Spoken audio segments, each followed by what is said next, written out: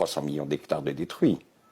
Donc vous calculez 300 millions que multiplie entre 3 et 5 000 $, ça fait beaucoup d'argent. Quand vous décapitalisez dans un patrimoine, quand il faut remettre de l'argent, ben, il va falloir que l'humanité mette de l'argent dans ses sols. Et ça, en pleine crise avec de l'inflation et tout, on n'est pas bien. Hein.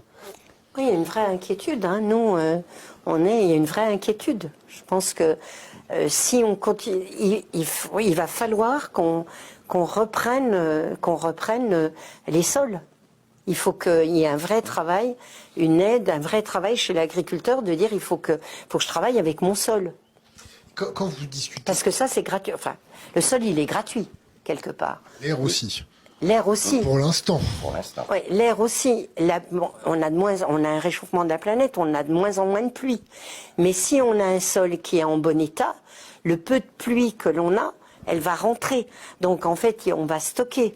En plus, Claude disait, quand on remet la vie, on capte du carbone, puisque si vous augmentez votre matière organique, hein, de 0,3, de 0,1 dans le cas moyen, et puis 0,3, en fait, cette matière organique, c'est du carbone. Vous dégagez nettement moins de CO2.